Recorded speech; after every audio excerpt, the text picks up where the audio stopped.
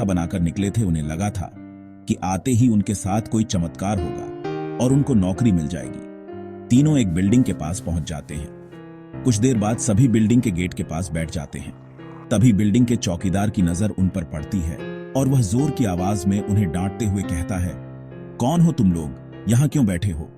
तीनों अजनबी शहर में किसी को पहचानते नहीं और न ही उनका कोई ठिकाना है। तीनों अपनी जगह पर जल्दी खड़े हो जाते हैं और अपनी बात चौकीदार को बताते हैं। चौकीदार को तीनों की हालत देखकर उन पर तरस आता है। उसे एहसास होता है कि कुछ सालों पहले ऐसे ही वह काम मांगने आया था, तब किसी ने उसे सहारा दिया था और आज कम से कम वह इतने बड़े शहर में छोटे से काम के साथ जीवन यापन कर पा रहा है। जॉन उन तीनों में थोड़ा समझदार होता है।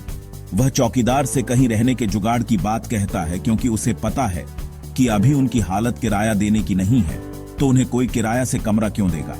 तभी चौकीदार अपने एक दोस्त से फोन पर बात करता है, जो वहीं से कुछ ही दूर बंगला नंबर 17 में साफ सफाई का काम करता है। चौकीदार अपने दोस्त को सारी बात बताता है।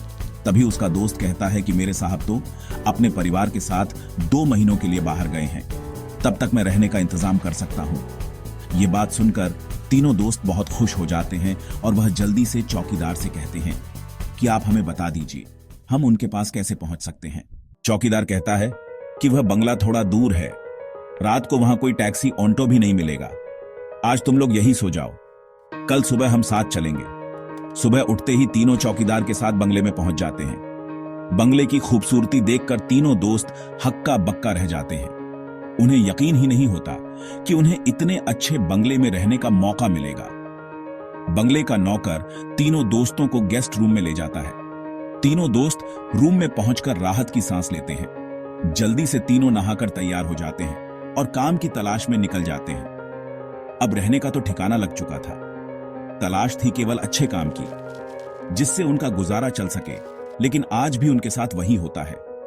सुबह से शाम हो जाती है, लेकिन तीनों हताश होकर वापस अपने स्थान आ जाते हैं। नौकर तीनों के लिए खाने का इंतजाम करके रखता है, जिससे उन्हें बहुत ही राहत मिलती है। आज तीनों दोस्तों के लिए बंगले की पहली रात होती है।